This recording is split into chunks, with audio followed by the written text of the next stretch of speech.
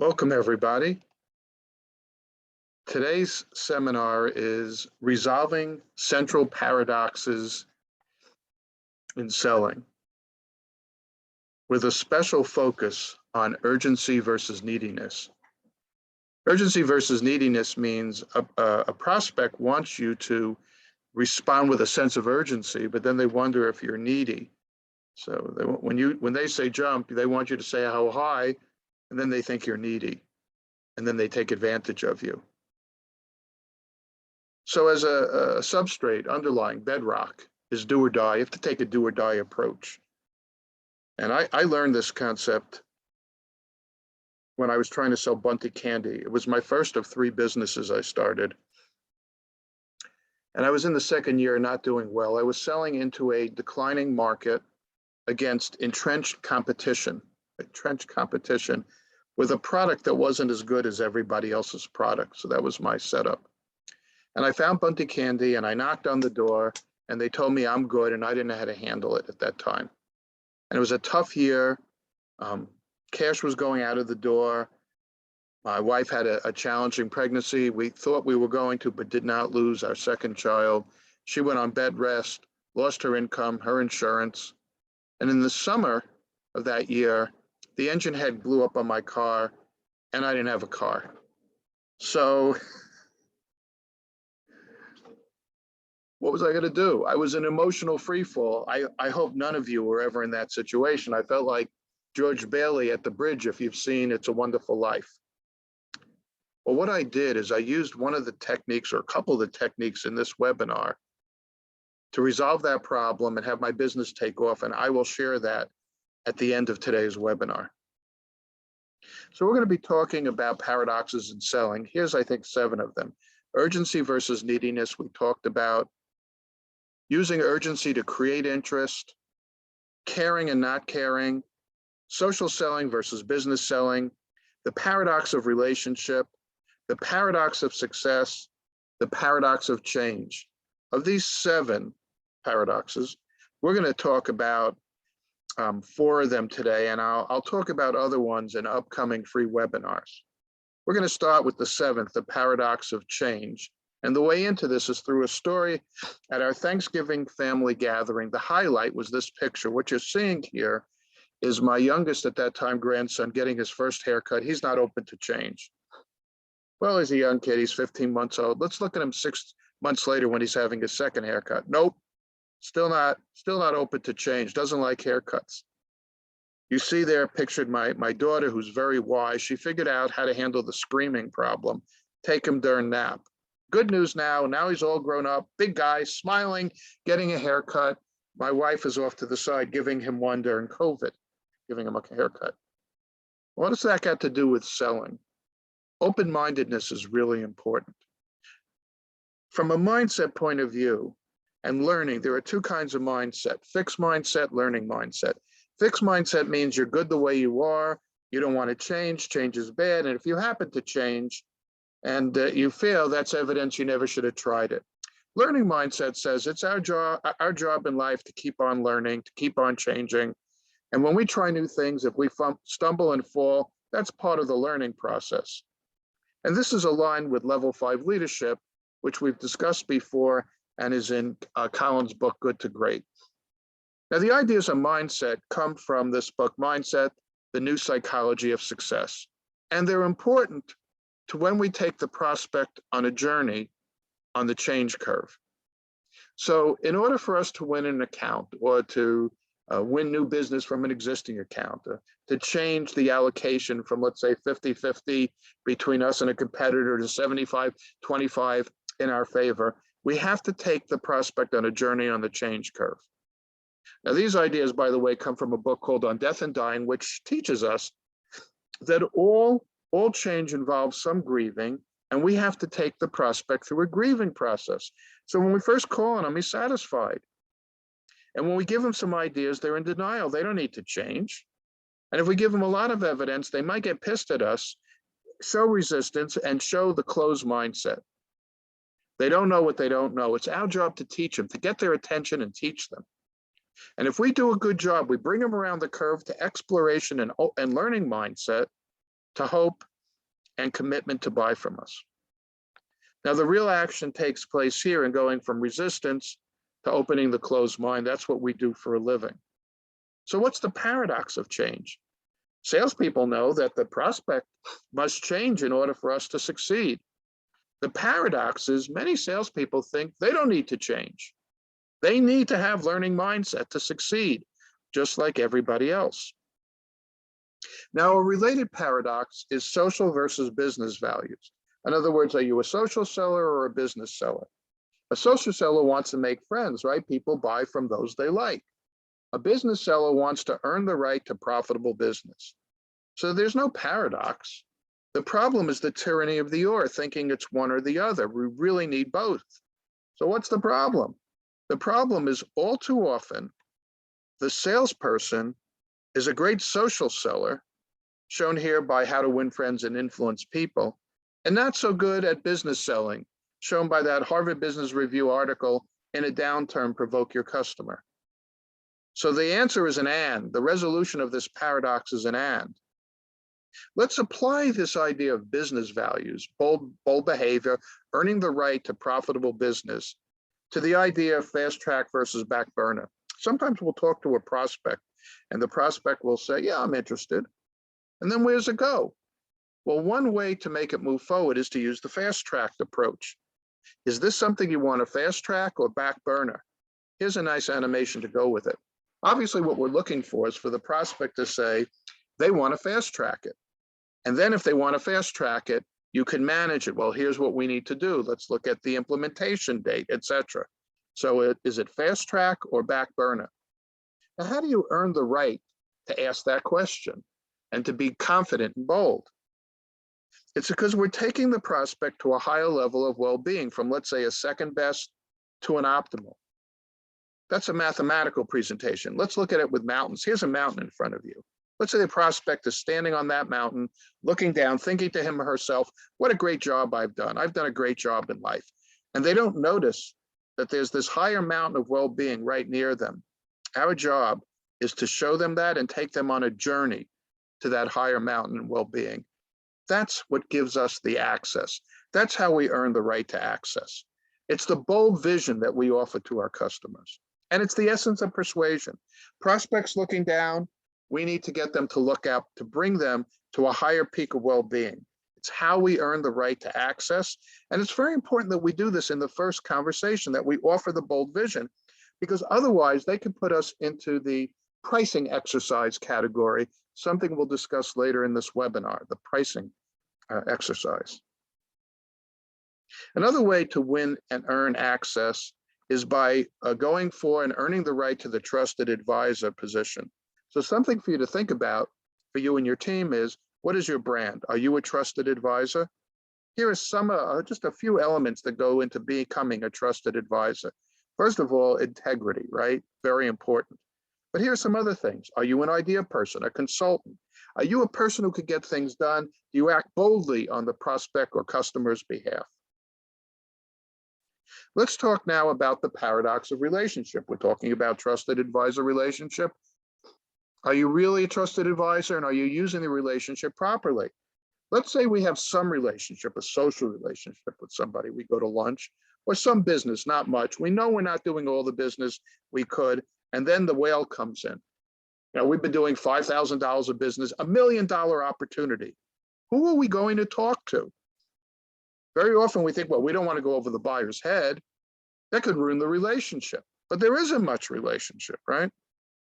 At the same time, a competitor who does no business, no relationship, learns of the opportunity, and they go straight to the CEO or the highest level decision maker. Who's going to win this opportunity? I think in most cases, it's going to be our competitor. We're not going high enough. So the advice is we should always start as high as we can in the organization. If we're talking to the wrong person, he or she will refer us down. Now, here's a way to conceptualize using this idea. We call it the 3 strikes concept. Let's say time is going by. You're calling on a prospect, nothing's happening. You know, your call reports say, you know, great meeting, no need, great meeting, no need, but you know there's a need. Maybe you're not going high enough in the food chain. So we have what we call this 3 strikes and you're out concept. So if you make 3 presentations, let's say once a month, legitimate presentations, and it's going nowhere, let's escalate. Let's go higher in the food chain. Now, this is especially appropriate if we have a decision maker who is making decisions to suit his or her convenience and is not aligned with the organization, then we really need to go higher. It's better to start that place. It gets harder if we've started lower, but you have to go higher to somebody who's thinking long-term. Another reason this works is because very often lower level decision makers can't manage risk over many quarters. Like if they bring in a new vendor, the vendor has to do well immediately, whereas a higher level decision maker could say, it might take a quarter or two for this to debug. And again, this is especially appreciated by CEOs when the foxes are guarding the hen house, which means they're pursuing their narrow self-interest. All right, our premier concept here is urgency versus neediness. So the prospect wants us to act with a sense of urgency, but when we do so, they think we're needy. They may slow down the process, hang us out to dry, and look for a fire sale. What do we do about this? How do we deal with it? Now, there are 2 neurotransmitters that we want to impact when we sell. Dopamine, the feel good, and norepinephrine, the fight or flight. We want to use the dopamine to earn the right to the fight or flight. So dopamine is feel good. Bold vision creates FOMO, fear of missing out. With FOMO, we could ask the buyer to do reasonable things, which activates the buyer's norepinephrine. It allows us to manage. FOMO allows us to manage the relationship. So it's not a tyranny of the or, one or the other, it's both. Without both, you get a fire sale. That is, if they're interested because of the dopamine. Now, if you want to feel comfortable taking a strong position, build a strong pipeline. Here's a suggestion. Make enough effort so that for every $5, you have $5 of good opportunity in your pipeline, properly qualified for every dollar you need. It provides courage to sell strongly and to ask for PIKs, payments in kind. So let's look at PIKs. And PIKs drive norepinephrine for the prospect. PIKs are what we ask the prospect to do. They're reasonable asks. We could ask them to fill out a credit application, introduce us to a boss or a peer, visit your facility, tour their facility, check a reference. All these things, PIKs, are when the prospect does the doing. The prospect does the doing. Selling should be a participant, not a spectator sport. Here's another one. Give us feedback on our quote. Let's apply the last PIK. And again, you have to earn the right to it. It's not going to happen if we don't earn the right. So when you do earn the right, let's say you have customers, you give quotes every day. So I have one client in the food business. They have hundreds of customers. They have thousands of items in the warehouse. They get quote requests every day. So if it's a big quote request, the PIK is get feedback before requesting. Send somebody an email saying if there's a 12 o'clock deadline for a quote, email at 11 and say, I'm almost done. I just have a question. That's a PIK request if they don't normally answer the phone. And then, and here's where the do or die comes in, particularly if it's important, call 1 to 2 hours after quoting. You probably could better manage the opportunity. So our premier issue today, our premier paradox is urgency versus neediness. And I want to put it in a context, which is Tom the buyer, one of the toughest buyers I ever faced. What do you do when you face Tom the buyer if you want to take the conversation forward? To answer this, I want to give you a sense of how Tom the buyer buys. Here's the backstory, by the way. Tom bought $100 million worth of stuff a year. The company paid its bills on time, and we wanted him as a customer. So here's how he bought. Let's say he's researching a new category. And let's say there are 50 vendors in that category. A typical buyer might reach out to 3, 4, 5. Tom reaches out to all 50. He sends an RFI, a request for information, to all 50. Do all 50 respond? Absolutely not. Maybe 8 to 10 respond. But think about the ones who respond. They're willing to play the game. They're willing to be engaged. Whereas if a buyer only reaches out to 3 to 5, maybe none of them really care about the business. So now we send out the RFI, by the way, the request for information. How many shifts do you work? How many you produce per shift? Do you have fire insurance? Do you work Saturdays? Do you work Sundays? What's your lead time? So when he takes all this information, he starts putting together, and he puts together an RFQ, a request for quote. Quote at 1,000, 5,000, 10,000, 20,000, one print, two print, three prints, bulk pack, single pack, whatever is appropriate to your business. Now, when he sends this out, he's asking for so much information. Does everybody respond? No, maybe 4 to 6, but they're highly qualified. They're in the game. Then what Tom does is he takes the best price, the best payment terms, the best lead time, and he announces to the players who are left in this game, here's the market. In other words, he lies. This is the composite offer we talk about. Now, let's say he doesn't want to lie. He might just say, here's my strike price. Now, Tom is not a bottom fisher. Tom thinks the bottom fishers are wussies. What Tom is looking to create a new bottom. So if he doesn't lower the market price, he thinks he failed. Obviously, we can't meet this offer because it's below the market. So Tom tells us he's working on our behalf. He's our friend. He likes us. The field narrows. Maybe there's only 3 to 4 sellers left playing ball. What's interesting is the way he sets it up. He's never making a commitment because he's always going below the lowest low. So, if he says, can you meet $1? And you can meet $1, you could say, if I can meet $1, would you give me the order? But if the low point in the market's 95 cents and he's talking 90 cents, it makes no sense to ask for a commitment. You're always trying to get as good as you can. And he keeps on telling you the price drops. A new lower price comes in. And this auction continues till nobody wants to play. And by the way, he has no urgency because if he needs these goods, he's doing the research 3 to 6 months in advance of when he needs them. Did you ever face a buyer like Tom? You can imagine that if you show him a sense of urgency, he sees neediness and he wants to rip you to shreds. You might want to brainstorm at your company, what's the best way to handle this guy, assuming you want to go forward. One important solution is payment in kind. For instance, before submitting a proposal, ask him to do any of these things. That's how you manage a guy like Tom the buyer.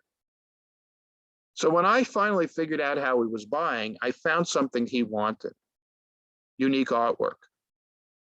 So he was dying to have this particular design. You know what he told me? He told me I could buy any product and put it on the shelf with our food products.